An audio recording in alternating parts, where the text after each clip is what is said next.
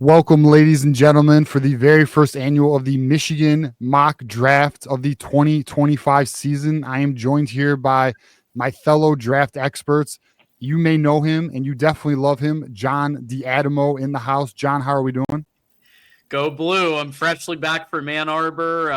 Every time I go to Ann Arbor, I just feel the maize and blue pumping in my veins. So it's like I'm ready for this now. Another fellow draft expert in the house, a Minnesota Vikings fan, but not just a Minnesota Vikings fan, a JJ McCarthy truther, Kinetic. How we doing, buddy? Doing great, man. Spring game was fun. Now it's draft week, and I'm ready to get into it. All right. And then we have the expert of experts, the Lord of Lords, GT, NFL Draft Lord. GT, how are we doing tonight, my friend? Doing great. Thank you so much for the invite. As you know, I've been a huge fan of the channel for well over a year now. I'm excited to be included in this dream team of NFL mock draft experts here with you all today. And I'm excited to see what we can come up with here.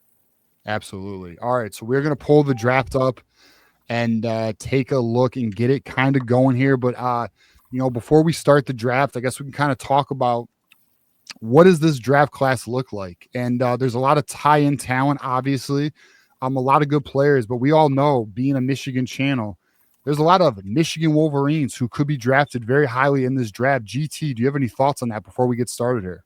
I think we're going to see a historic amount of Michigan players taken here in the first draft. So I think that'll probably be reflected in our picks. We're going to try our best. We're going to be objective. Obviously, full disclosure, we're Michigan fans, and we're going to take off our fandom hats here today. We're going to be objective and just go off of what the team needs, best player available, and just do it that way. But, yeah. As unbiased can be, GT. That's, right. That's what we're going to do here. All right. So on the clock, we have the Tennessee Titans there on the clock. GT, would you like to start us off here on what do you think the Tennessee Titans are looking for here? So there's a couple things I'm looking at with the first pick. And spoiler alert, we already know what this pick's going to be. It's been Cam Ward since January. There's also been very little interest in any other team in trading up for the first pick because of how historically bad the quarterback class is in this draft. So that's one of the reasons why there's been little interest moving up. But with Cam Ward specifically, if you were to have him come out last year, a lot of my sources within the NFL, I should probably say this, I do have quite a few sources within multiple NFL teams from prior work that I've done with the league.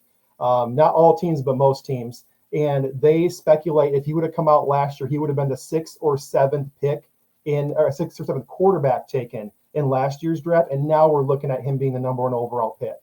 So probably the most favorable comparison I've heard about him is he's a poor man's Bryce Underwood. I hate to put that kind of pressure on a guy that's never even thrown a pass in the NFL before, but hopefully that gives Tennessee some hope that they're getting a superstar here. There you have it. With the first pick of the 2025 NFL draft, the Tennessee Titans select Cam Ward out of Miami, not Ohio, the U of Miami.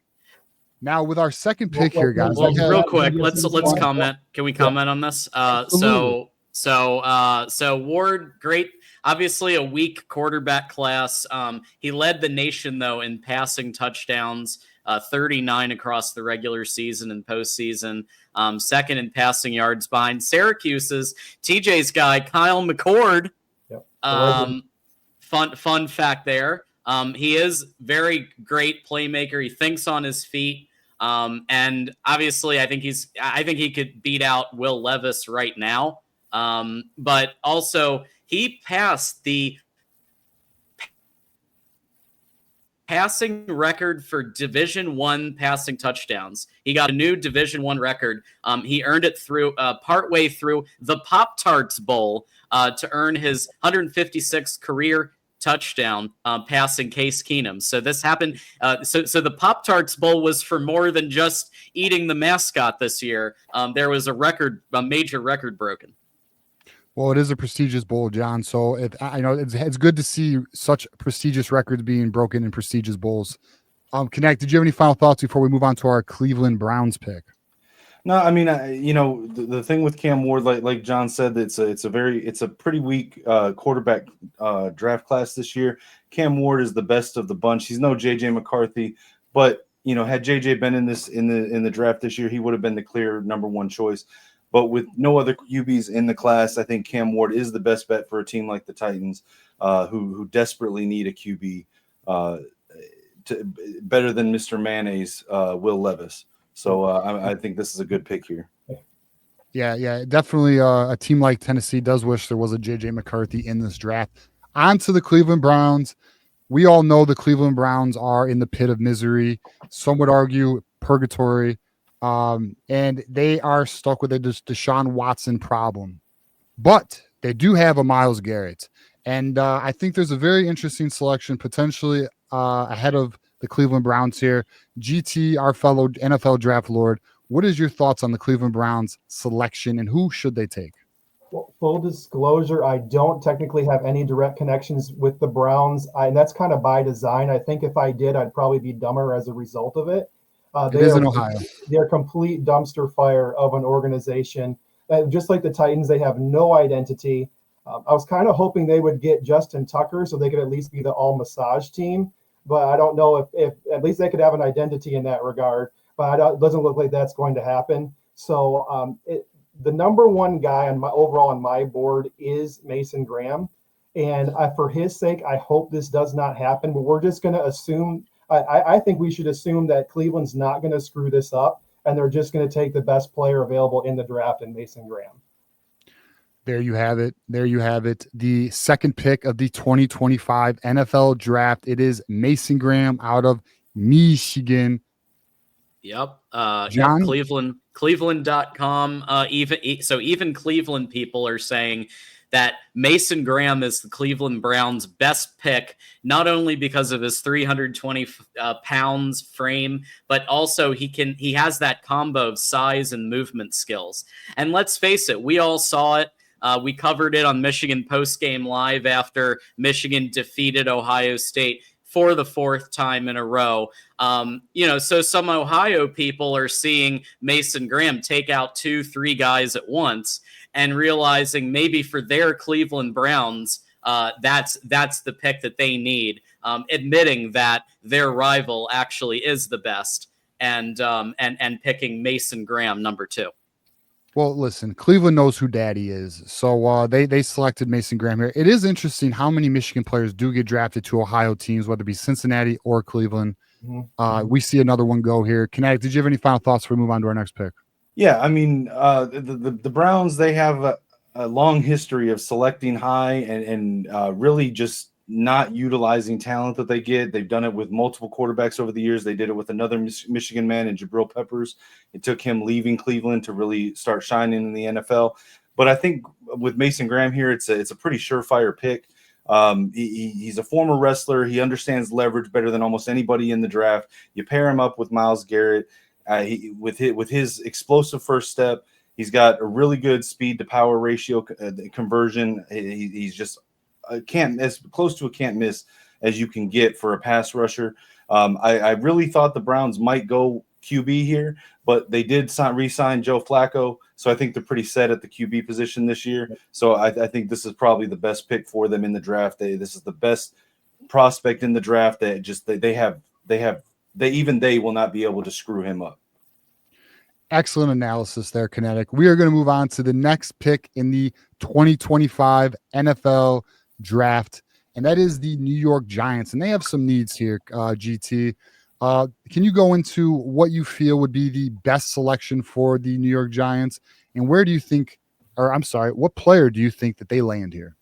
So I feel like there's a lot of speculation around the mock draft experts on the internet about who they're going to take. There's a lot of options here. A lot of people say that they're going to take Shedeur Sanders. Here's the problem with Sanders. The NFL GM and the owners, they love him, but the coaches are terrified because they feel like if they were to select Sanders, they'd be in prime position to be replaced in the next couple of years. So they want to go for somebody, and in my opinion, I think they're going to go defense here. And if you look at the best player available on defense right now is somebody that can shut down half of the field. So I think you guys probably know what direction I'm leaning towards here, and I think that's the direction they would go with the third pick. John, do you have any thoughts on who they should select here with the third overall pick in the 2025 NFL draft? Yeah, I think it's obvious that it's Will Johnson, and here's why. Here's why. I think he's the best player available at corner out of everybody. He can be a true CB1. He's 6'2". He's 194 pounds. I think he's really, obviously we know he shuts down half the field, 3 career pick sixes. Don't ignore the fact, listen, people get turf toe. Turf toe is a legitimate injury. People are out for years because of it. He rallied back as quick as you could possibly ask him to, but like what he was able to do against the absolute best against Marvin Harrison Jr. in 2023. These are the things that just speak to me as, okay, he was able to pick someone like Marvin Harrison Jr. off, like obviously, and beat him in that head to head. He's the obvious pick here for number 3 for me. And with the 3rd pick of the NFL 2025 draft, the New York Giants select Will Johnson out of Michigan. Kinetic, give us your analysis on that excellent selection by the New York Giants. Well, the New York Giants, they have a definite need at cornerback. They signed Paulson Adebo in the free agency. They've also still got Deonte Banks, but I think Will Johnson, the clear-cut number 1 corner in the draft this season. He's 6'2", 200 pounds. He's got the mind to really read defenses, to stay in front of them. He's got elite foot quickness, and his change of direction is unparalleled. So he'll instantly from day one be cornerback 1 for the New York Giants, and he'll really be that cornerback, that defensive back that they need to take the pressure off the front line of their defense. There you go. Another excellent analysis by our other draft expert, Connecticut. Now we have the New England Patriots on the clock with the number 4 pick. Big year for them. They're looking to turn around after losing Belichick. GT, what do you think the New England and Robert Kraft are thinking about here with this selection? I actually do have a little bit of insight. I was talking with Coach Vrabel a couple of weeks ago about this, and obviously he didn't tell me who they were going to take. That's not how this works, but he gave me some clues. And he said, look at our defense going back 12, 15, 20 years ago. And if you look, there's a common denominator that held that defense together. They had a massive anchor at nose guard by the name of Vince Wilfork. And he allowed the guys in the second layer of the defense, all the linebackers, to free them up to do what they did and make that defense great. And so I was just looking at Vince Wilfork, some of his highlights, and there's a player in this draft that I think fits his mold perfectly in terms of just massive size and unnatural amount of athleticism and quickness for someone of that size. So I think this is probably going to be Kenneth Grant, but I'd like your guys' thoughts on this as well. Yeah, so actually we just got notified, GT, and New England actually with the 4th pick in the NFL draft selects Kenneth Grant out of Michigan. Breaking news. Kenneth Grant has absolutely incredible. Unbelievable. I got Adam Schefter texting me right now. Cannot believe it, but he loves it. John, give us your instant analysis with this breaking news. Yeah. Some of my sources were really hoping for this.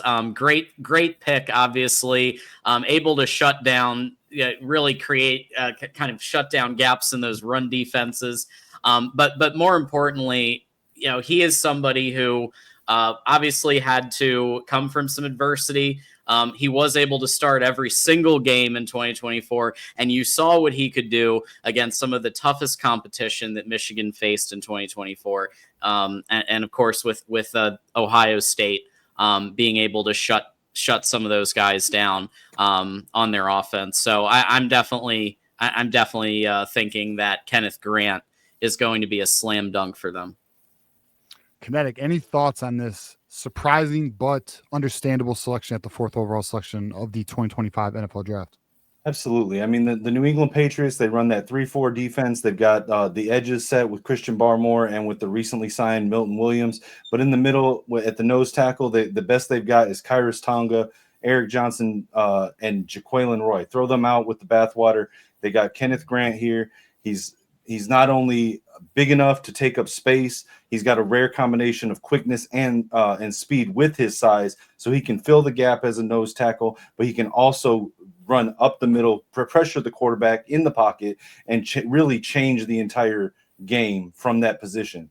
He's a rare talent. He's only 21 years old, so he has a long time to develop even more skill. And at 6'3", 339 with measurables like that, this is a no-brainer.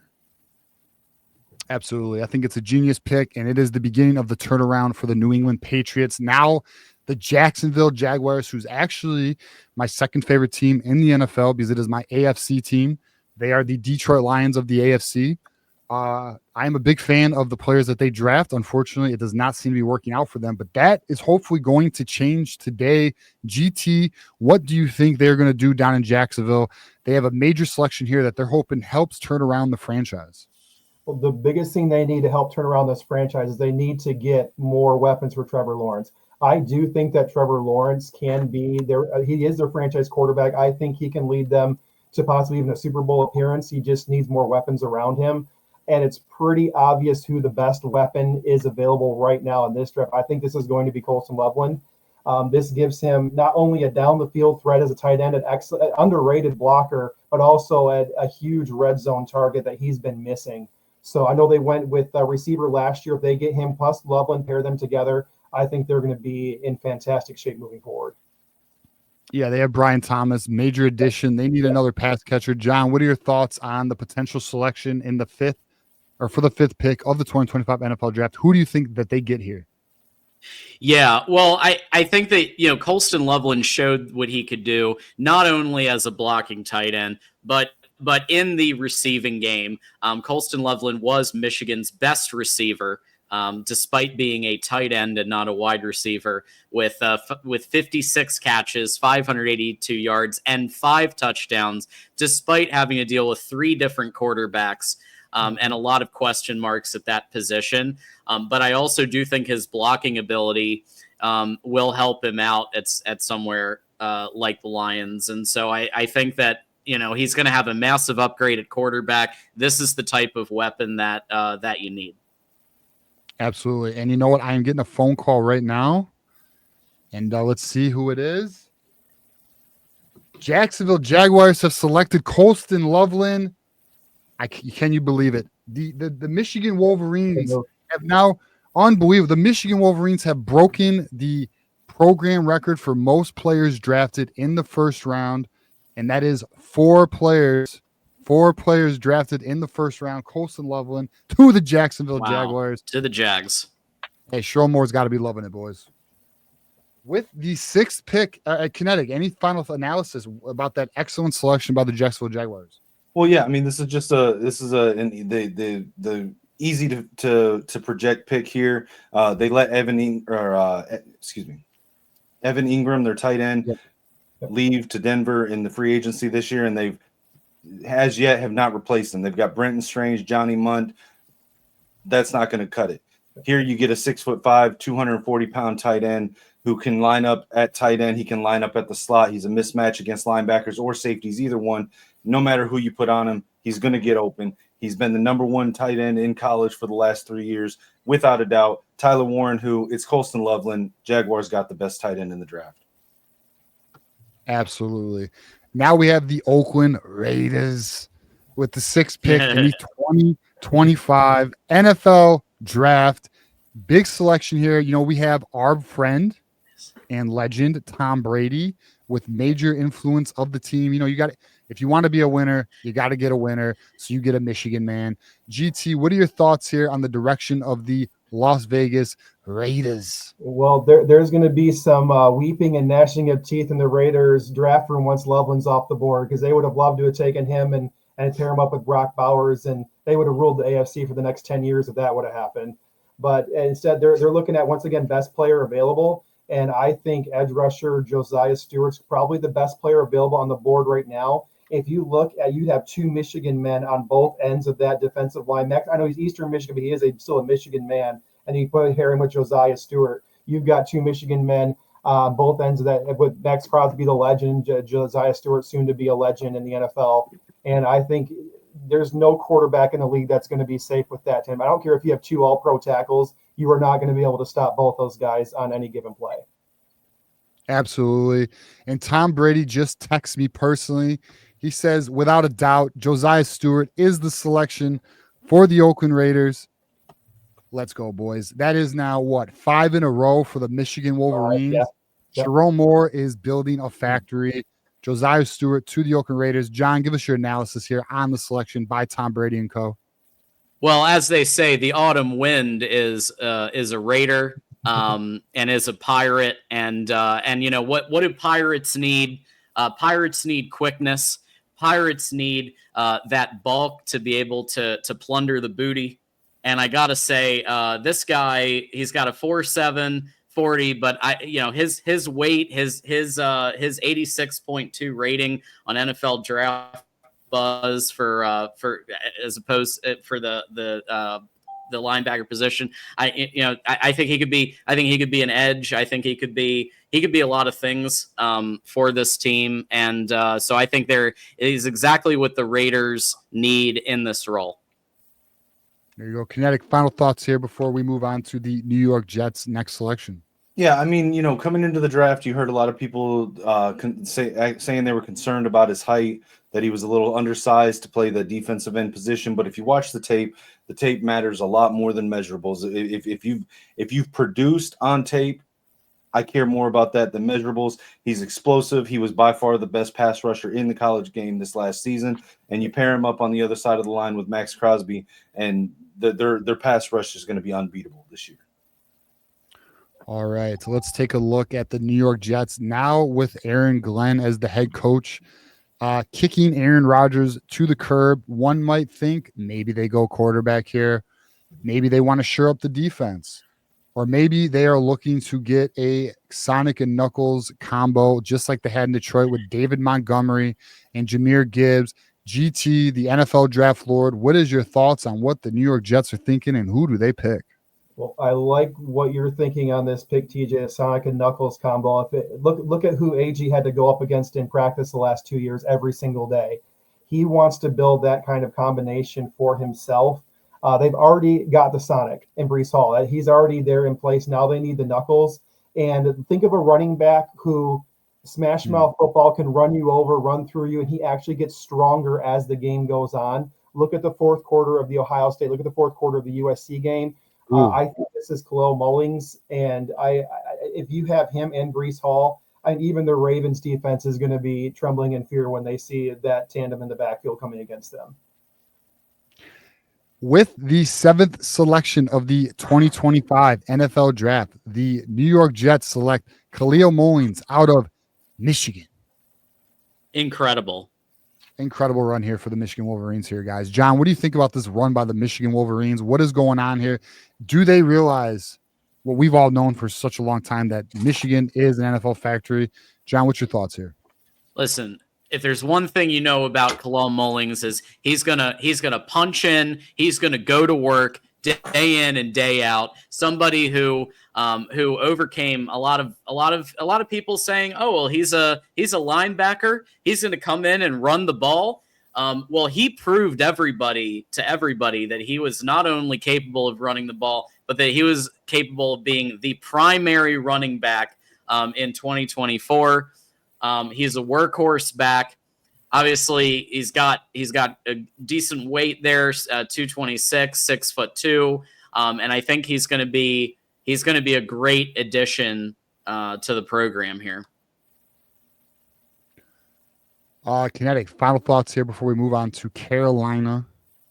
Yeah, so I mean, with Khalil Mullings, you're getting a guy that's 6'2", 233, who came into college as a 4-star linebacker and transitioned over to running back. In 2022, he played 10 games at linebacker and 3 games at running back in the same season, and then became a full-time running back from there on.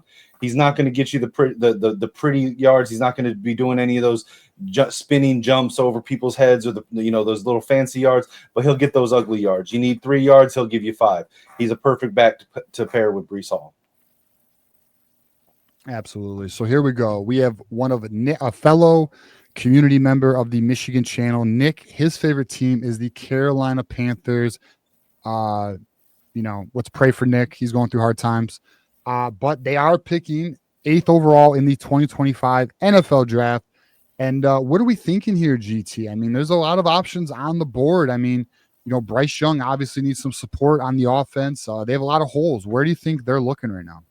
Well, I look back as where did this start to go all wrong for the Carolina Panthers? What was the moment outside of Cam Newton not diving on the football in the Super Bowl? Let's go beyond that. I think you're looking at the trading of CMC to San Francisco for virtually nothing, and everything went straight downhill after that trade. So I think they can help correct that mistake that they made a few years ago and get his replacement. And I'm leaning towards Donovan Edwards for this pick. He's a CMC 2.0, in my opinion. He's not as good of a running back as CMC, but he's a much better receiver. And if things don't work out with Bryce Young, he can also be quarterback as well for this team. So this is just a very versatile, perfect pick. It fills a bunch of different needs for the Panthers. And Nick will be excited, I think, if he's still on the board there with pick number 8. John, what are your thoughts here? What do you think Carolina's looking to do? Absolutely. They have been looking to fill that void since they lost Christian McCaffrey. Donovan Edwards is a great replacement for Christian McCaffrey. Like you said, not only can he run the ball, but he can catch the ball, and he has a 100% completion as a quarterback in passing the ball. So I think that those are the attributes you need. You need a versatile player at that position, and I think that's Donovan Edwards. He runs a 4.44 40. He has that speed, and he can really be that missing puzzle piece in many different play designs that they're going to need in 2025. And with the 8th pick of the 2025 NFL draft, the Carolina Panthers select Donovan Big Play Edwards out of the University of Michigan. Wow. And there you have it, folks. We have the run of all runs, run of the century. Leaders in best, and not just on the field on Saturdays, but also soon to be Sundays. Kinetic, give us your final thoughts here. What do you think about this run that we are seeing in the NFL draft with all these Michigan Wolverines? Well, I think it just shows what we've all really known for a long time, and it's just being proven right here in this draft that Jim Harbaugh is one of the best at having an eye for talent, for finding the hidden gems. And then Michigan just has the best football player development system that we've ever seen. Donovan Edwards, you've got what I would say about him is that he's just a pure weapon. He's got breakaway speed. He can hit the hole and get down the field, outrun the defenders. You can motion him out. He can take snaps at slot receiver. He's got soft hands for a back. And hell, you want to run Wildcat, he can even throw the ball for you. He had a perfect pass completion percentage at Michigan. You're just getting a pure weapon. If you use him right, he'll give you big returns on this investment. There you go. And there you have it, folks. We're now at selection number 9 of the 2025 NFL draft. And the Saints have a big decision to make here. They have some key players, some, foundational pieces like Alvin Kamara that you're building around. But they also need some help in a bunch of different areas. GT, our NFL draft lord here, what is your thoughts on what you're hearing about the Saints and who they're looking to pick for this year's draft? Yeah, I do have quite a bit of info on this pick and who they're leaning towards. And it's the same player that neutered Will Howard down in Columbus in November and with that massive hit. And so he is, he has the size and the speed to play 3 different positions on the NFL level. And the Saints love his versatility in this regard. So it really, let's be honest, the Saints need a break. I mean, look at what's happening with their quarterback. They have natural disasters all the time. They had a terrorist attack last year. They've got Jazz Fest coming up on Sunday. I mean, this city needs a break. So I'm thinking they need to draft Macari and help them turn the page on healing as a city. All right here, John. What's your thoughts about the potential Macari paid selection here at number 9 for the New Orleans Saints? Yeah, well, as you mentioned, GT, uncertainty in New Orleans, but an anchor Makari Page is an anchor of the Michigan Wolverines secondary. He can provide that stability for New Orleans. But 48 games, 27 starts. He was all Big Ten honorable mention in 22 and 23. 90 tackles, 2 interceptions, and multiple pass breakups. And most importantly, shutting down Will Howard in Columbus in 2024 to secure the 4th straight victory for the Michigan Wolverines against the Ohio State Buckeyes. All right, and you heard it here, folks. And Adam Schefter, a Michigan man, just texted me the selection, and they are in fact selecting Makari Page out of Michigan at the number 9 selection. Oh, let's see. Makari Page. Are we seeing Makari Page in the database? Is this a pick that we Kinetic? We should have had Connor do some advanced scouting to see who was available. Makari might not be. So this is something that I've actually tried to get in touch with Trevor Sikkema about to get this updated. He has not.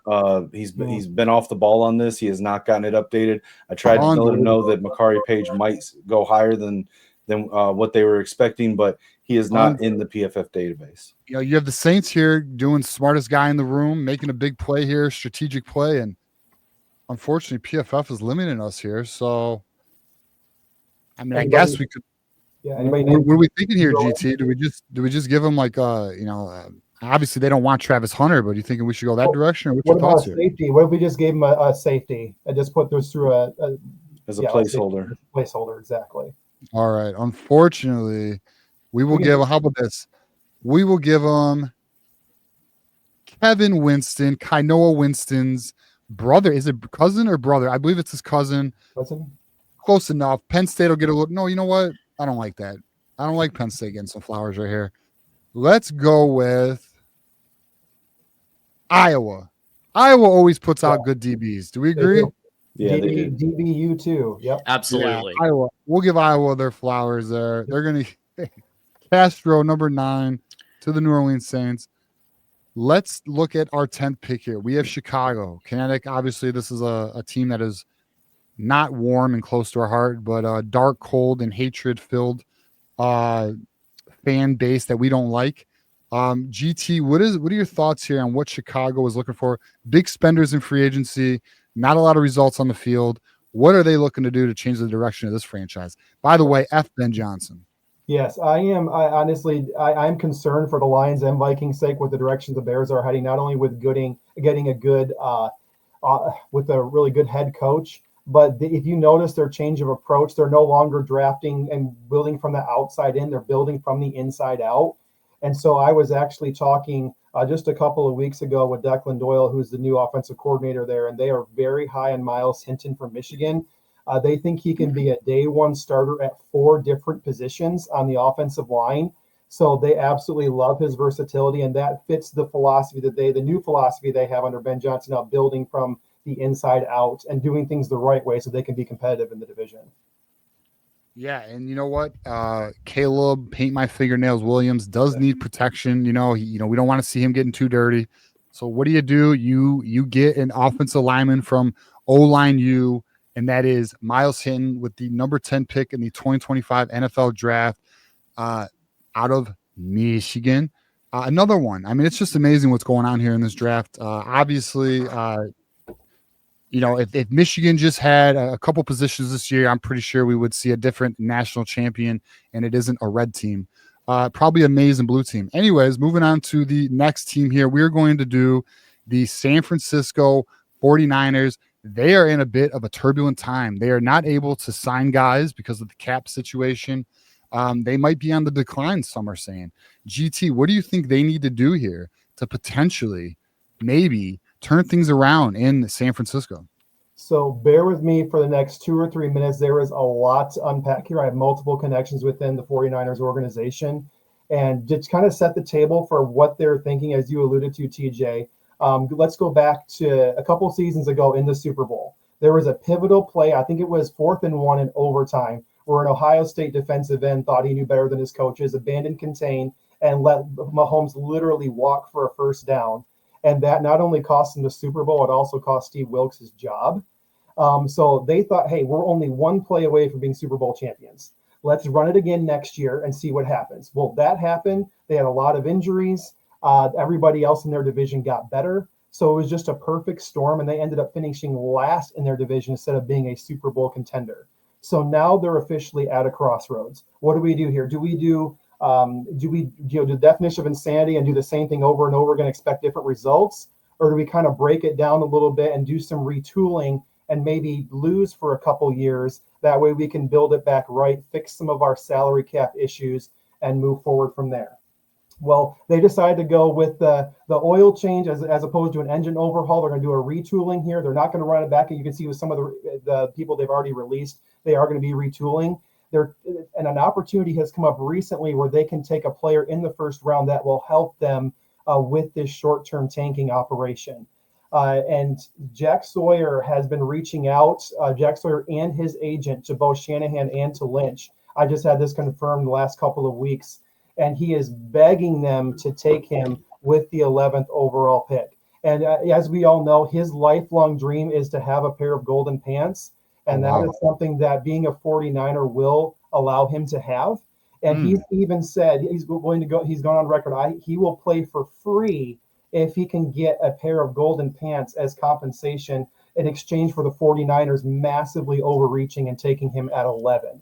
So Kyle Shanahan actually called him out on this. Said, you just want to be given this pair of pants. You don't want to have any way of earning them. And he said, so long as I feel statistically superior to the pants themselves, I will have no problem putting them under my pillow when I go to sleep at night. And that's when they knew they had their guy. This is absolutely the guy that they need. And it even gets crazier than this guy. So over the past week, the state of California has actually gotten involved. There were some technicalities with him playing for free. They said you cannot be gainfully employed in the state of California unless you're at least making $16.50 an hour. So they've amended his pending contract to be $16.50 an hour, and then they're also applying a huge monetary value to the golden pants to satisfy the NFLPA requirements. Okay, so they're checking off a lot of boxes there. It's really important.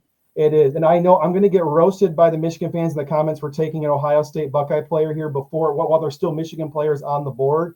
Like they're saying, they're going to say, why would franchises worth billions of dollars take a player from a team that for the life of them cannot beat players from another team when players from that other team are still available? But I think there's a lot of reasons, salary cap and tanking, that they'll make this pick. And one final note on this.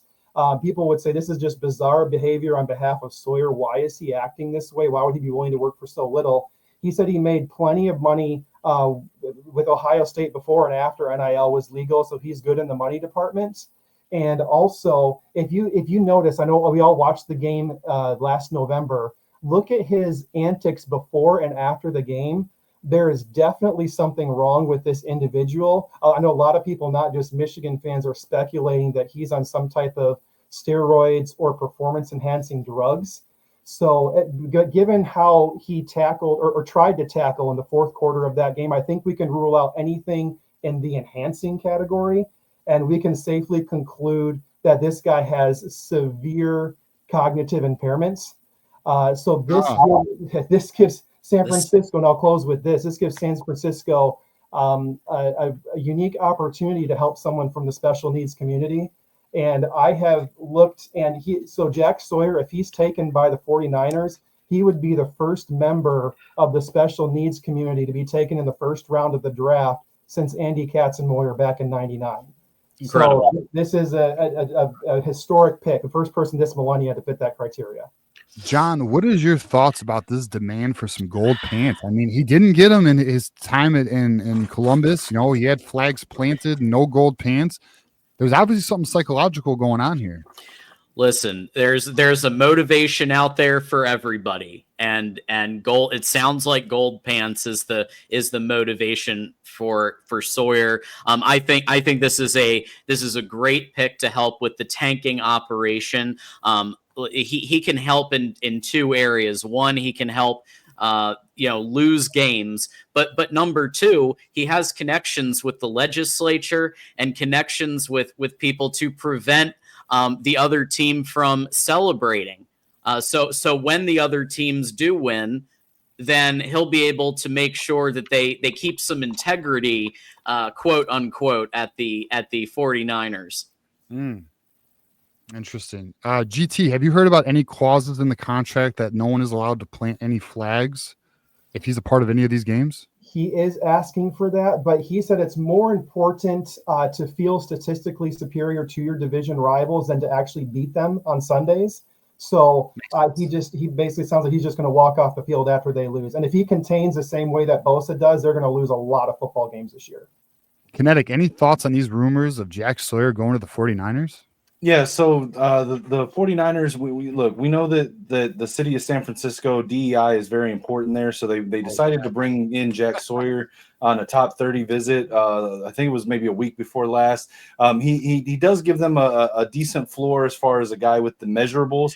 He just hasn't been able to turn that into any kind of production. You look at his production in the big rivalry game at the end of November the last 4 years, and he hasn't really shown anything there. But going here to the 49ers, he does get his gold pants. They did give him assurances that they would remove all flags from the facility whenever he's on site. And this lets him sit on the depth chart, maybe two spots behind one of his idols growing up, Nick Bosa, and sort of have that sort of Ohio State connection there with him. But overall, I think that the 49ers met him, and to appease the city of San Francisco, they're going ahead and making this pick here. Well, there you have it, ladies and gentlemen. Adam Schefter with the breaking news. Jack Sawyer is being drafted 11th overall to the San Francisco 49ers in the 2025 NFL Draft out of the school down south, Ohio.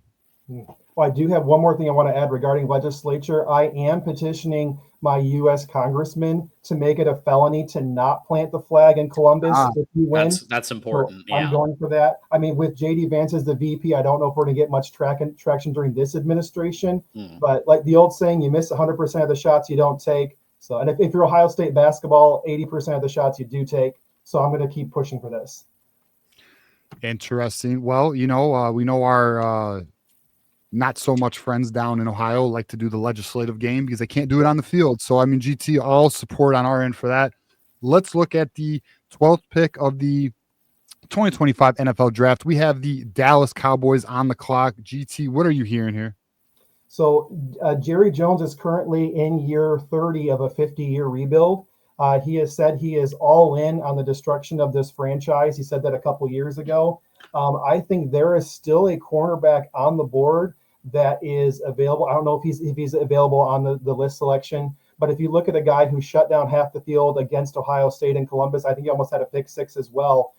He could turn that 50-year rebuild into maybe a 36 or 37-year rebuild, and that's Amir Hall if they were to take him with this selection.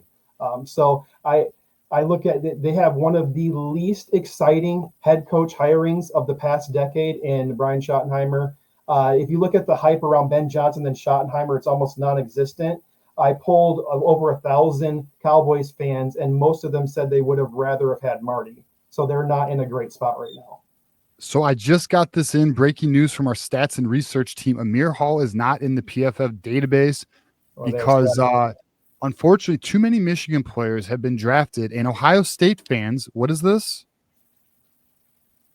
Third Base Investigations is hacking the database. What is going on here, guys? Breaking news. What is going on here? Investigations. Wow. They are removing Michigan players from the database because their feelings are hurt. Can you believe? I can't. The word is that there's a state senator that is trying to make it a felony for PFF to add Michigan players to their database in future draft seasons.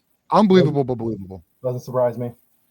Unbelievable. All right, so unfortunately, Amir Hall, I'm being told that Lieutenant Governor Tressel is co-signing this bill. Of course he is. I wonder if Urban Meyer had anything to do with this either. Is there another Iowa cornerback we could give him? Well, there is. Let's see. There is a cornerback on the board here. We could go with. You know what? Let's draft a Texas boy for the Dallas Cowboys, Barron, with the 12th pick overall.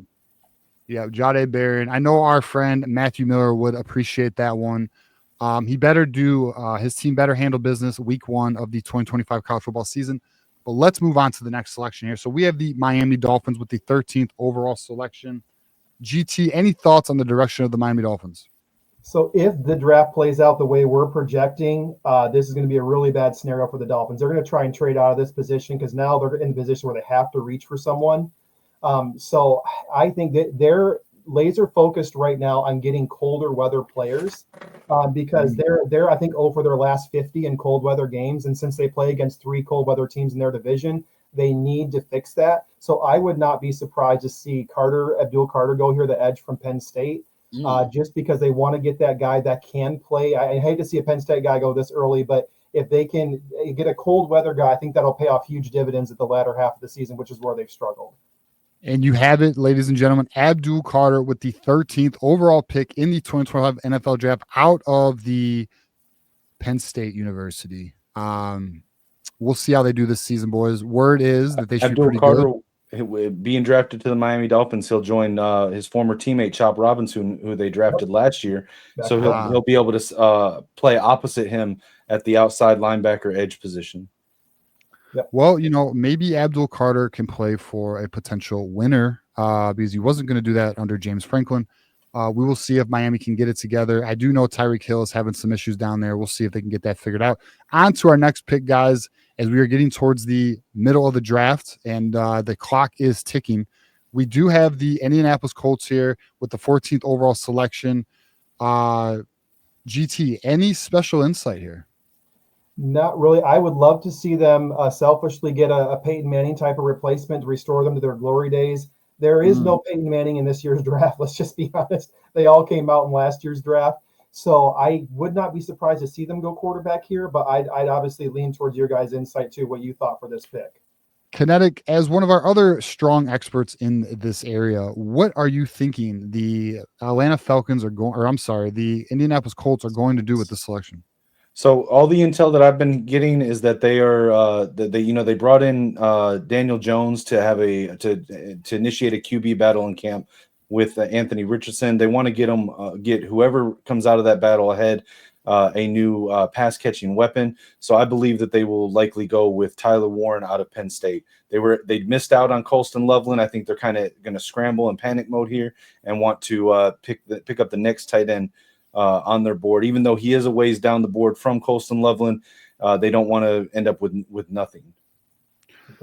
Oh, another selection for the can't win the big game James Franklin's Tyler Warren out of Penn State to the Indianapolis Colts, the 14th selection of the 2025 NFL draft. Now we have John, the Atlanta Falcons here. Some would argue that the Atlanta Falcons are loaded with the quarterback room, but you never know with Arthur Blank. You never know with the Atlanta Falcons. GT, give us your thoughts here on the direction that they're going to go in. Yeah, well, you alluded to the quarterback room. Last year, there was somewhat of a coup going on because Arthur Blank, the owner, wanted Kirk Cousins to be the guy, offered him nearly $200 million in a contract. The GM and the coach were not happy. They said, there's no way a Michigan State Spartan is going to lead us to glory here. This is not going to happen. So with in a top 10 pick, they took a quarterback. You look at the draft room, Blank was just stunned. He was bewildered, like, what's going on? You guys explain this to me. But they basically undercut him with that pick, knowing that they still needed a quarterback, and that's why they took Penix. I'm looking at somebody who didn't make the same mistake as Kirk Cousins and stay in East Lansing for 4 years. I'm looking at a guy that got out of East Lansing and set himself up for NFL success. And you guys might know what I'm leaning towards here. Peyton Thorne out of Auburn. He's somebody that could help mentor Kirk Cousins. Arthur Blank still wants to get some return on his investment, his multiple 9-figure investment into Kirk Cousins. So if Peyton Thorne can help kind of guide him and educate him on how to make better life decisions, maybe they can get something out of Cousins. If Cousins is just too far gone, then Peyton Thorne can at least be a serviceable backup to Penix. All right, and here you have it, ladies and gentlemen. The Atlanta Falcons select Peyton Thorne out of Auburn with the 15th selection of the 2025 NFL draft. We now have the Atlanta. They love taking quarterbacks, and I think that trend will continue. We have the Arizona Cardinals on the clock with the 16th pick. Our other fellow expert draft analyst, Kinetic. What is your thoughts here on the direction that the Arizona Cardinals are going to be going in here? I think the Cardinals here, they've got a prime opportunity here with the way that this draft is played out to make the hometown hero pick, make their hometown fans happy. They can fill a need, get the Pee Wee football player. I know he's like 5'1" or something. Kyler Murray, that's back there behind center. That he needs a taller receiver. He needs a taller target to be able to hit, so he can actually lob the ball up over his offensive line. They've got Tet McMillan sitting right there. He went to college at Arizona, a former Wildcat. He'd be a perfect fit for the Cardinals right there. And with the 16th pick of the 2025 NFL Draft, the Arizona Cardinals select Tet McMillan out of Arizona. Big pick here for the Cincinnati Bengals here. PJ, I do have some insight why that's a perfect pick for the Cardinals. They had buyer's remorse from last year's blunder with their first-round pick. I believe they took Marvin Harrison Jr. with the fourth pick last year. So come to find out, they thought they were drafting the Hall of Famer Marvin Harrison Sr. because he was the one signing all the documents. He's the one that was doing all the work in the back end. He said he's coming out of retirement. Well, it was a classic bait and switch. They then get the son on draft night, and it's a classic Jacob and Leah type of story from Genesis in the Old Testament. Those of you who are familiar with that story, they thought they're going to be getting the Hall of Famer, and instead get the son. They have actually petitioned the NFL for draft picks as compensation for the Harrison's treachery and deception. But the NFL just Saturday, I got a text from one of my sources. They said there will be no compensation. Basically, you guys drafted somebody from Ohio State. That's on you. Do better next time. Yeah, so they're pretty much stuck with what they have at this point. So they absolutely will be going receiver in this first round. You know, one day these teams will learn that you just cannot depend on the Buckeyes. They are consistently underachieving and not living up to the standards and expectations. John, any final thoughts here before we move on to the Cincinnati Bengals pick? Well, some of my sources were saying that Alec Aomanor from Stanford might be considered for this role, given Stanford's interest in education. Kyler Murray, as we know, sometimes needs help with preparing and studying. We all remember the study clause that was in his last contract because he was playing. He was foregoing studying for video games, especially Call of Duty. And so because of that, I did hear Stanford might be a possibility, and the wide receiver, but McMillan, he knows how to lose football games. Obviously, went 4-8 at the Arizona Wildcats in 2024. So I think that'll be perfect for the Cardinals. And there you have it, folks. We have Tet McMillan with the Arizona Cardinals to try and make up for the unfortunate mistake they made last year in Marvin Harrison Jr., because we all know he can't win the big game either. On to the next team. It is another team in the smelly state of Ohio, the Cincinnati Bengals. They are there with the 17th pick, and they have some big decisions to make. A home for a lot of Michigan Wolverines. But, you know, the Michigan Wolverines are currently, they're off the board. I mean, they've all been drafted. The smart teams ahead of the Cincinnati Bengals have made excellent decisions ahead of the Cincinnati Bengals. GT expert draft lord. What is your thoughts here on what direction they're going to go in? Well, we know for sure it will not be a quarterback. They have the best quarterback in football right now. And once again, somebody that got out of a toxic situation in Columbus and set himself up for NFL success. If he would have stayed in Columbus, he would have been the next Steve Belisari. Let's just be realistic here. Yeah. Okay. Instead, now he's the number one quarterback in the NFL. The Bengals defense is rock solid. You can't throw a ball without hitting two All-Pro defenders. So I think they need to get some weapons for Joe Burrow to throw it to. I'm looking at the number one player left available on the board right now in Travis Hunter.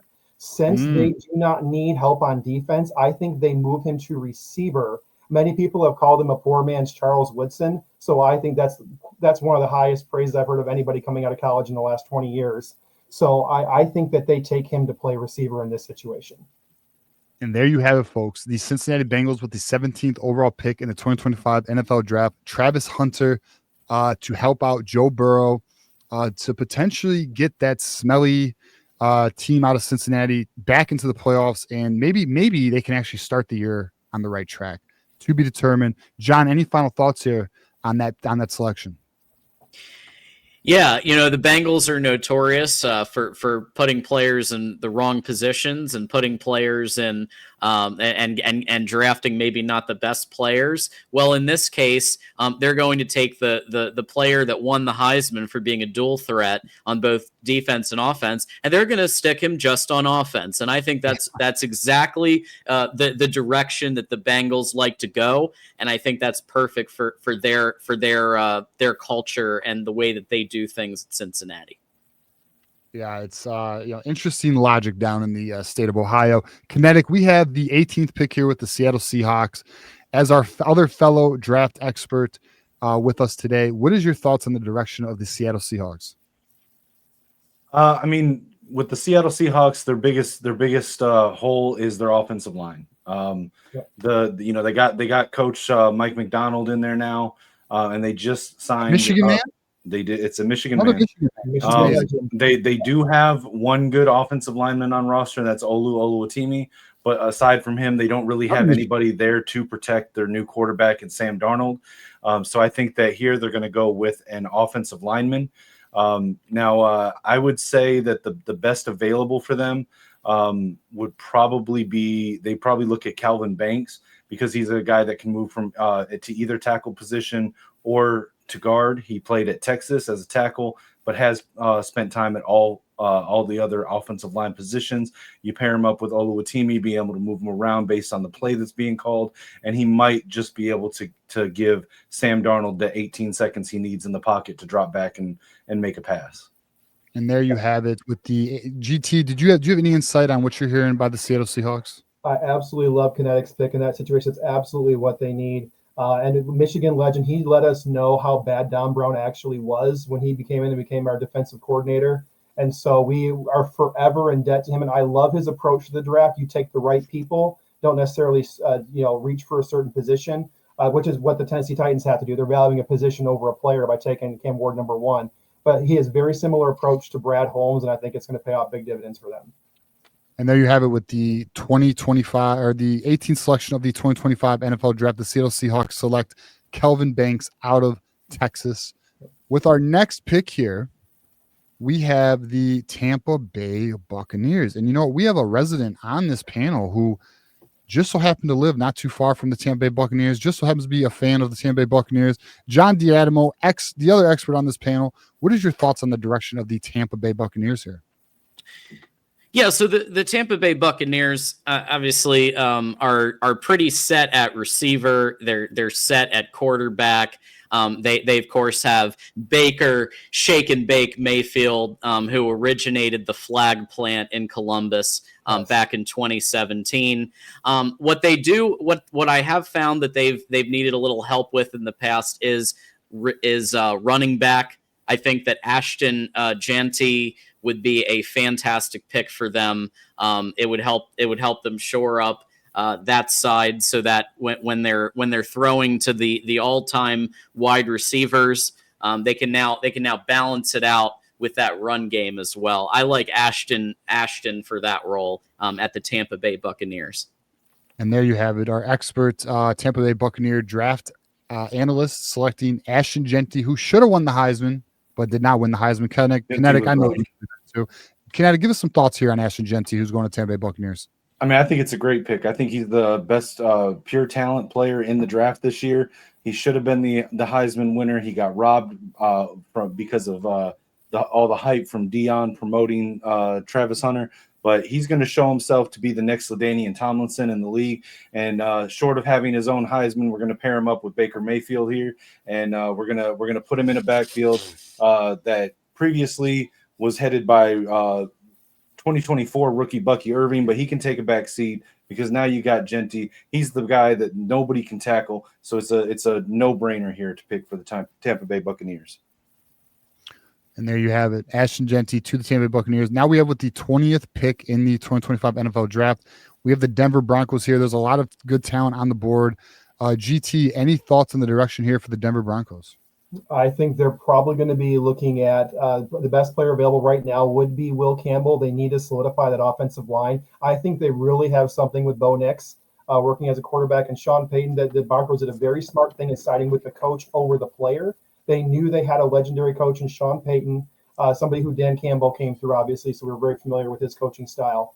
But yeah, I really like the possibility of getting a nice offensive tackle here and helping them solidify the offensive line, because I really like the direction. If there's any team right now that's on the downside that's on the way up, I think it would be the Broncos. So this would really help them. I do want to mention regarding the Buccaneers that Baker Mayfield has reached out in support to my federal legislation proposal to make it illegal to not plant the flag in Columbus. He is 100% on board with me, so I appreciate him in that regard. Yep. There you go here. Kinetic, what's your thoughts? Is it Will Campbell here with the 20th overall selection for the Denver Broncos?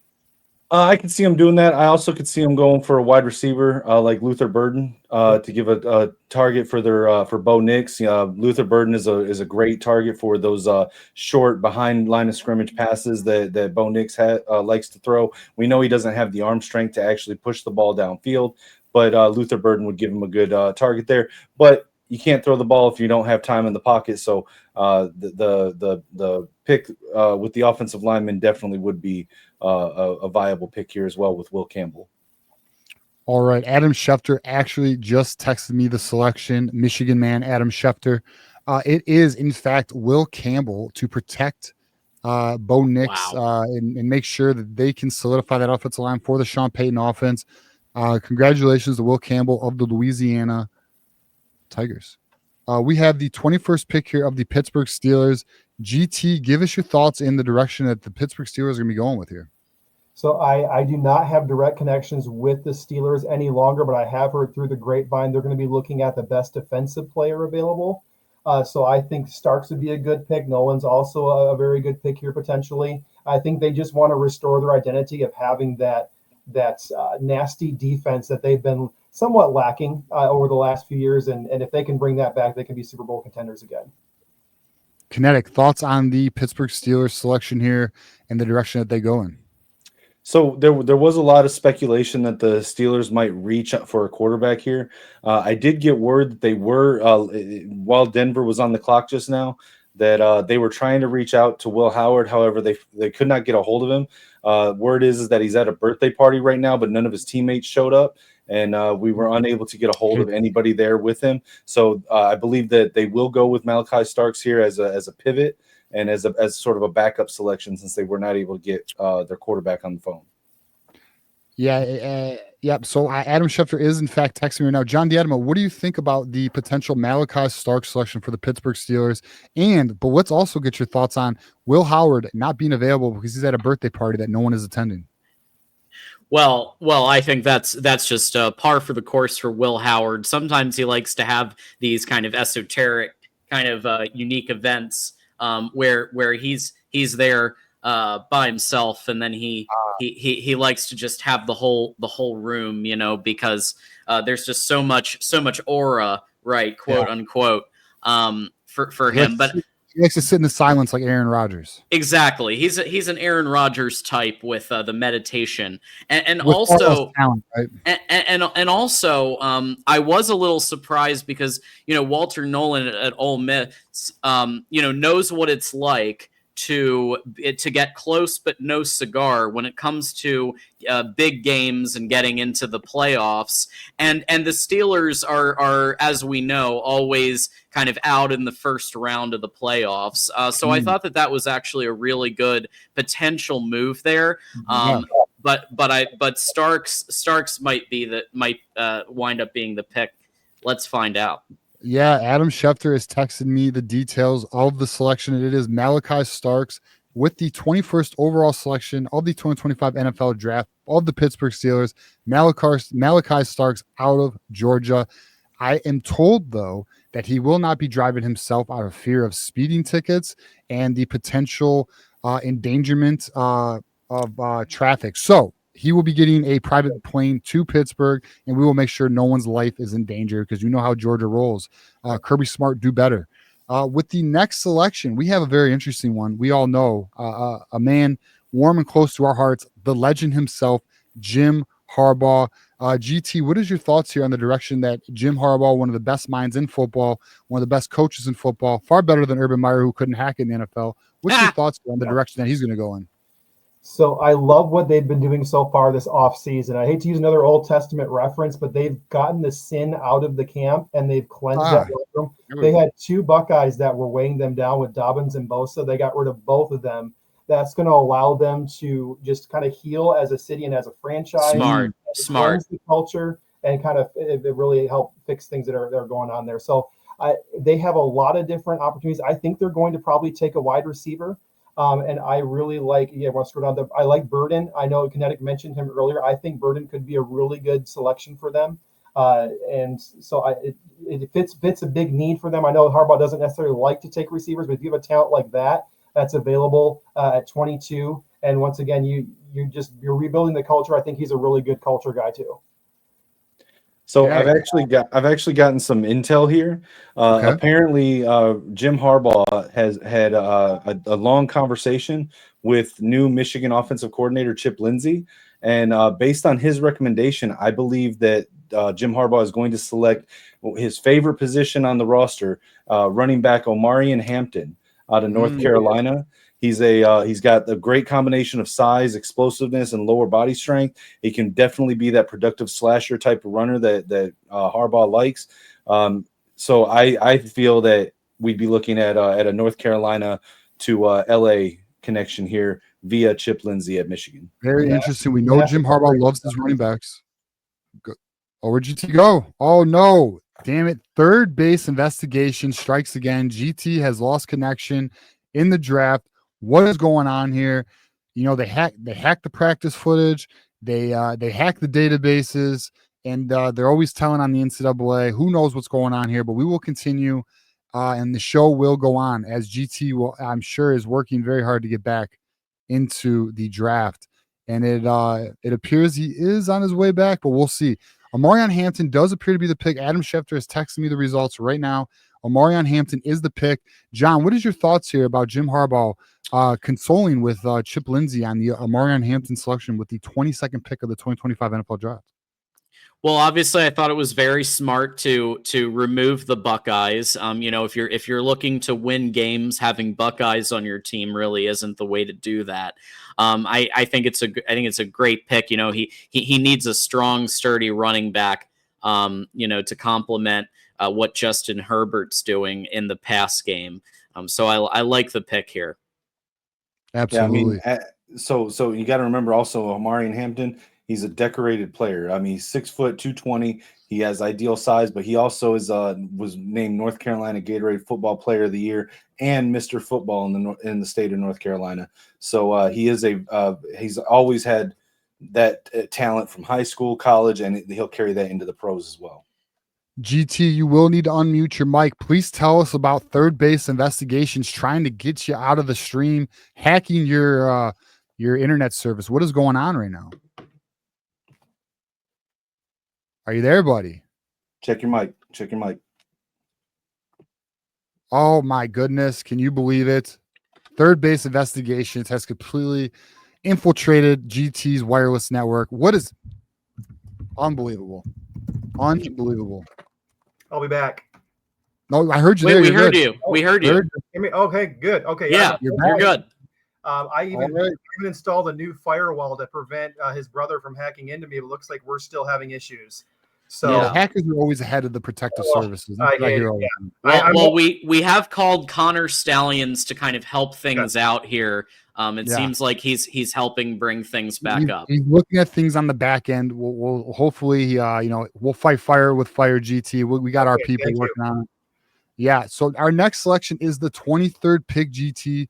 I know you have some interesting insight here on the selection and the direction that the Green Bay Packers are going to go with here. Yep, I think that they're probably going to go quarterback in true Green Bay fashion. And let's be honest, with this team, you could literally just close your eyes and throw a dart at the dartboard and land a prospect, and you're going to land on a starter. This team has holes everywhere, all over their roster. And so I think they're probably going to they have some buyer's remorse now by making Jordan Love now the second highest player in the NFL. They're going to get a quarterback to replace him. I'm looking at yet another quarterback that got out of the cesspool of Columbus and is now able to set himself up for NFL success, and that is Quinn Ewers out of Texas. He can now jump in and be this, and potentially even be the starter in Green Bay. So I'm looking at that as probably their pick here. And I think that Green Bay is going to see the writing on the wall with how Love played last year, and they're going to be happy with this pick. Very interesting. Obviously, Jordan Love up and down season, and Green Bay is known for trying to get their quarterback of the future far too early. Kinetic, any thoughts on the Quinn Ewers selection to the rival Green Bay Packers? I know you're a Vikings fan. I am a Lions fan. Thoughts on here? Par for the course, wouldn't you say? Par for the course. All I'm going to say is that it'll be interesting to see if he regrows his mullet to fit in with the crowd there in Green Bay. Mm-hmm. Interesting. Absolutely. I just received a text from Adam Schefter. My phone is going crazy. They do, in fact, select Quinn Ewers here with the 23rd overall selection in the 2025 NFL Draft. Good luck, Quinn Ewers. You are going to be a bottom feeder. Next on the clock, though, we have the Minnesota Vikings. Oh, snap. A team that is warm and dear to your heart. The JJ McCarthys, as I like to call them. What is your thoughts on the direction of the Minnesota Vikings? So I actually just before we started the show, I had a phone call with Kwesi Adofo-Mensah, the GM of the Vikings, and he actually told me where they were going to go with this pick. So this is breaking news here. So he's been aware. So as you guys know, the Vikings don't have very many picks this year. We used a few of them to trade up a couple times last year's draft to get the future GOAT of the NFL, JJ McCarthy, as well as Diamond Dallas Turner out of Alabama. And then so we don't really have a second round pick or really another pick until the end of the third round. And Kwesi was hearing a lot of intel from other GMs around the league that they were going to be looking to pick a quarterback in the third round. And he wanted to make sure to get in front of them because the decision was made to go ahead and draft. They're going to draft Kyle McCord out of Syracuse. The reason for this, I mean, he came in with this into college with this this aura that was supposed to be a gunslinger, right? Ability to turn out big plays, but he actually led the college in 2024 in turnover-worthy plays. So yeah, he can sometimes get those big plays out there, but you never know which team it's going to be to. However, he is perfect to fill the position of clipboard holder behind JJ McCarthy. We all know that Ryan Day once upon a time took Kyle McCord over JJ McCarthy, biggest blunder of his head coaching career. We all saw how that played out when JJ then committed to the Michigan Wolverines, and Ohio State hasn't beaten the Michigan since. So JJ McCarthy himself, I'm told, had some input on this, and he was the one that recommended drafting Kyle McCord at 24 to be the expert clipboard holder for him on the sideline. Interesting. GT, any thoughts on this interesting development? I absolutely love the thought process there. Love that pick. Recurring theme, once again, guys getting out of the cesspools of East Lansing and Columbus, and he is now in prime position to have an NFL career now. And I think it's very fitting. They're very close, JJ and McCord, so they can team up together, obviously, with McCord holding the clipboard. I think McCord could end up being one of the best clipboard holders in the entire NFL. Absolutely. Absolutely. John, what is your thoughts about a Buckeye playing behind another Michigan Wolverine? It's just like it should be. Michigan won, Ohio State behind. That's just how it's the way of life right there. It is the way, as things should be. Well said, John. Now we have the Houston Texans with the 25th pick in the 2025 NFL Draft. What is your thoughts here, GT? We know that they are just having trouble getting over the hump. You know, they need a leader, GT. That's kind of the rumors coming out of the draft right now. What direction do you think the Houston Texans are going to go here? So you already alluded to it. They're very close. They feel like they're literally just a competent quarterback away from being able to be a Super Bowl contender. With the defensive resurgence under D'Amico Ryans, he's done an absolutely amazing job getting that defense Super Bowl ready. They've got receivers. They got great players all over the place on offense. They literally just need a competent quarterback. They're going to be weeping with the selection of Kyle McCord and Quinn Ewers right before them. Yeah, so I feel like if they can just get a quarterback, even if this quarterback doesn't work out, that can pave the way for maybe a 3-year tank where they can possibly be in position to get a Bryce Underwood in 3 years if they can get that number 1 pick. And now we're talking like Super Bowl year 1 if something like that were to happen. Yeah, 4D chess for Bryce Underwood. Interesting. Yep. Kinetic, your thoughts here on the quarterback selection for the Houston Texans? So the intel that I've gotten out of the Texans camp down there in Houston is that they've pegged DJU out of Florida State as the hopeful revision of their QB pick from Ohio State with CJ Stroud. He was a massive disappointment, and after seeing Florida State this past year in college, they were able to identify all of the weaknesses that CJ Stroud has, that DJU is more talented and all around a better quarterback. So I believe that they will go in that direction for this pick. Interesting. And there you have it, folks. John, what is your thoughts on the DJ Ugalele selection? Florida State did not have the best year, but I think Texans identify a player who could potentially give them more than CJ Stroud is giving the Houston Texans. Well, when you consider golf rules, DJU at Florida State was actually one of the most impressive quarterbacks, and it was one of the most impressive schools if you look at it from golf scoring. And so I think that that's really what you need to look at, so that the Texans can thrive and persevere here. Interesting. Okay. Well, the Houston Texans have made their selection. It is DJ Ugalele. Let's go on to the LA Rams. Very interesting team, trying to stay relevant, trying to stay competitive, making major moves, getting rid of Cooper Kupp. GT, what is the direction of the LA Rams here? The Rams are loading up for a short-term run again. They want to see if they can get one more playoff run out of Stafford before he does end up retiring. I do think they're going to still try and get some type of replacement for Donald that retired last year. So they can go multiple different directions here, but I think they're going to try and get somebody that can help right away.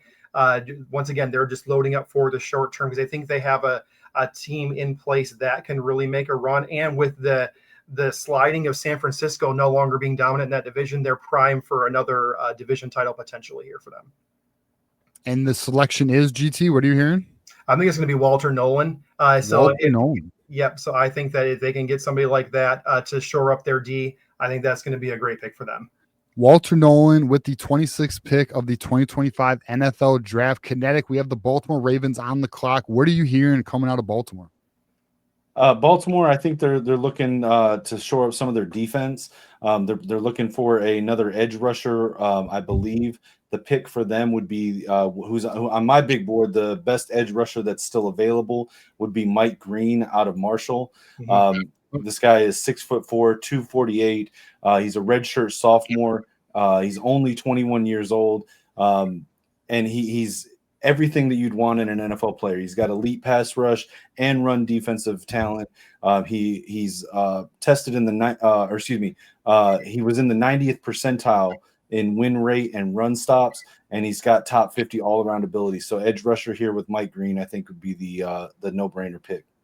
Baltimore Ravens get another cornerstone defensive player. Now we have the Detroit Lions on the clock. GT, me and you will we will put our heads together here. What are you hearing out of Allen Park? What is going on in Brad Holmes' head right now? Believe it or not, the Lions are one of the most tight-lipped organizations in the entire NFL. There's hardly any information leaking out right now. We know that Brad Holmes is a master on draft night and moving around either up or down in the draft and getting the guy that he wants.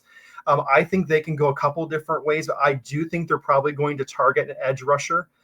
So if you want to look at the best edge rushers available, I do think that they'd be looking at somebody in that role. Also, another possibility is receiver. Although I think with the depth of the edge rushers in this draft, I think that they could be looking possibly the edge from Boston College or even Tennessee to fill in the void. Because we all know they need somebody opposite Hutch. Need Hutch is the man. Hutch is the GOAT. He will be a defensive NFL defensive MVP probably multiple times in his career. We just need somebody that's at least competent on the other side of that line to help him out. Yeah, so I am going to go with an interesting selection here. I think we will go with edge, although I think it's potentially possible Brad Holmes continues to build that offensive line with Taylor Decker the way he is. But I think it's tough here with Donovan Izuruku. The reason why it's tough is because he's more of a sandbagger at 6'2", 247. James Pierce is the proper fit at 6'5", 245 pounds. But there is concerns about his character. It's not about him being elite, because he's actually one of the better players, but he does have a bit of character concerns. Brad Holmes and the Detroit Lions did take a flyer on Jamison Williams. Now we all know there's been some suspensions with Jamison Williams, but it does appear that James Pierce, GT, is the selection for the Detroit Lions. What is your thoughts on that selection for the Detroit Lions? I like it. They can get the character issues straightened out, which I think the culture in that locker room can do. I think if we can just get somebody competent on the other side of that line, which he definitely is, I think that can really help us out with having a new defensive coordinator this year. Interesting news in the back channels here. We're learning about some transfer portal news. We're getting very interesting, Kinetic, very interesting. Anyways, moving on to Washington, John, a team that is not too far from you. What is your thoughts here on the direction of the Washington Commanders and the selection that they're going to go with here? Obviously, they got Jaden Daniels, who had an excellent year. They did beat my Detroit Lions. They did draft Michigan man Mike Sanders, still made us pay for it. What is your thoughts on the direction that they're going to go with? Yeah, I think they're going to go. I think they're going to go defense here. It does look like Donovan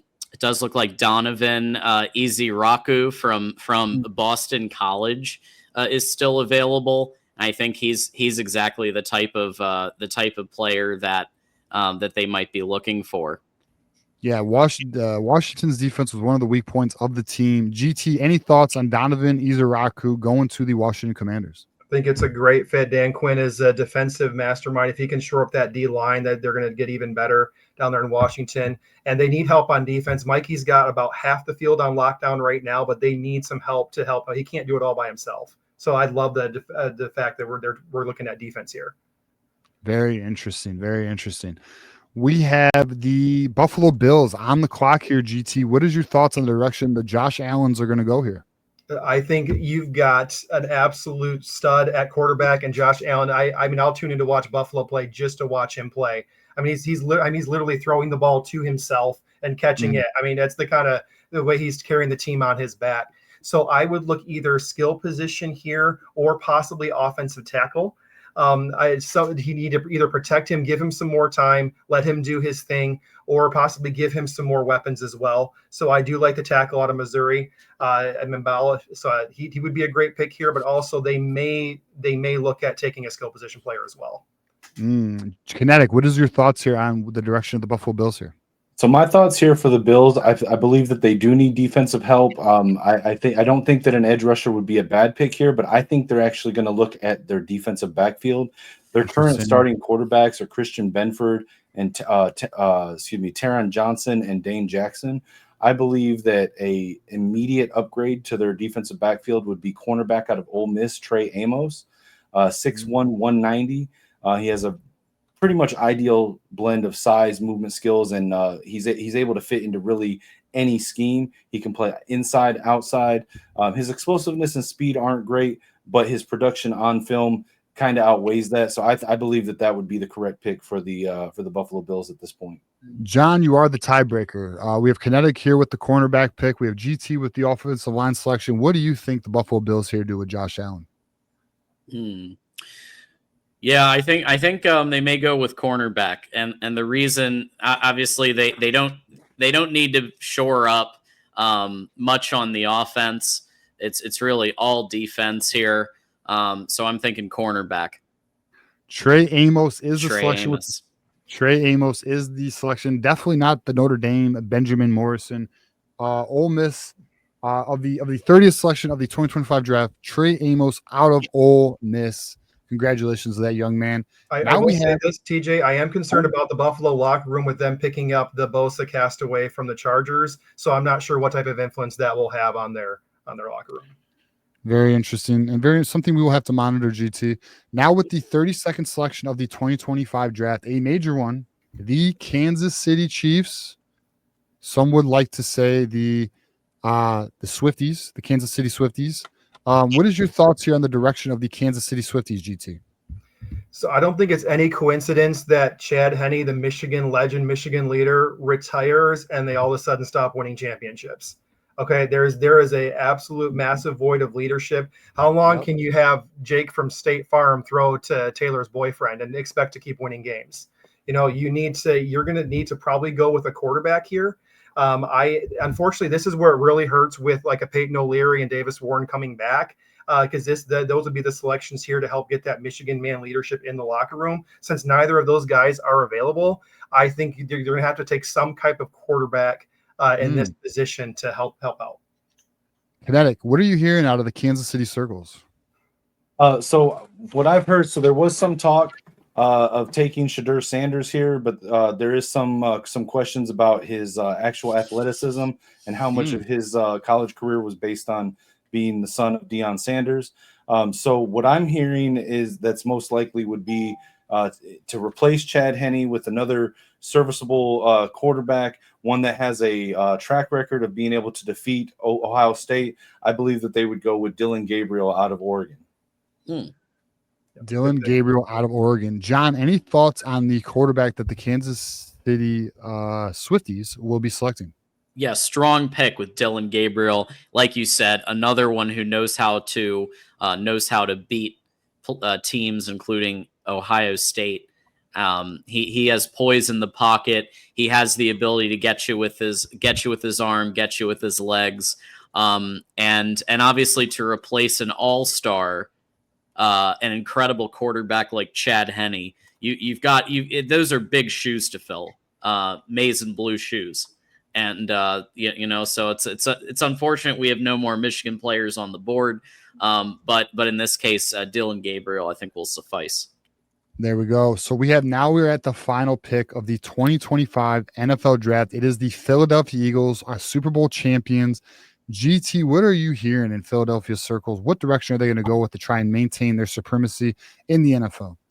Very similar to Kansas City. They're also looking at a void in Michigan leadership with Brandon Graham retiring. So I do not think they're looking at a repeat because they're going to be, once again, with Kelsey and then him retiring back-to-back, they literally have no leadership left now at this point. So I think they're probably going to be looking at they need some type of skill position player. And so, I think their defense is still going to be okay. They're just missing that Graham leadership. I do want to mention one thing before we close out the draft. So we noticed there's no Michigan State Spartans on the board. And I had my team of analysts run predictions and run projections. The NFL, in order to get a Michigan State player drafted this year, the NFL would have to expand to 48 teams and go to 20 rounds of a draft in order for any Spartan to get. We're talking Toledo has an NFL team in order for Michigan State to get a player drafted. I know they're hopeful that their 6-star long snapper can maybe fill that void in 2 or 3 years from now. But yeah, it's not looking good for East Lansing. So regarding this pick right here, I do think they're looking at a skill position player. So I'd like John and Kinetic's thoughts on that as well. Kinetic, let's go with you next. What is your thoughts here on the Philadelphia Eagles, and what is the selection that they're going to make here? So the gossip that I've heard out of the Eagles camp, is that they're looking to get faster at the skill positions, specifically in this case at the running back position. They want a complement to Saquon Barkley, someone to come in relief of him. And they were very impressed with the running ability shown in specifically 2 games this year, both against the Michigan Wolverines from Alabama's Jalen Milroe. He entered the draft as a quarterback prospect. Philadelphia they don't want any part of that. They've seen in those games that he cannot throw the ball. He doesn't have the vision of a quarterback, but do very well is run the ball. So I believe that the Philadelphia Eagles will be picking Jalen Milroe as a running back to complement Saquon Barkley with the 32nd pick. John, what are you hearing out of the Philadelphia circles? What direction do you think the Eagles are going to go here? Well, my sources around Philadelphia said, as we know historically, the Eagles like to take a step back after winning the Super Bowl or winning a big game. And so they're really looking for that player to help them take that step back.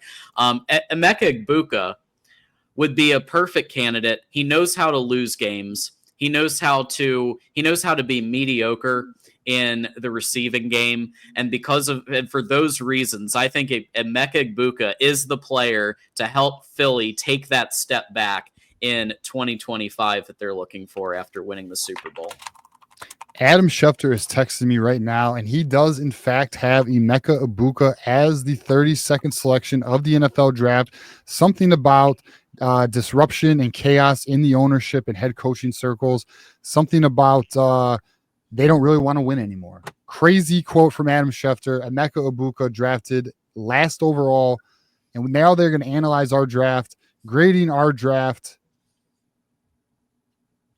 And A+++. Look at that, boys. Michigan all the way. Look at this run by the Michigan Wolverines. GT, before we get out of here, give us your final thoughts on this draft and what we saw here today.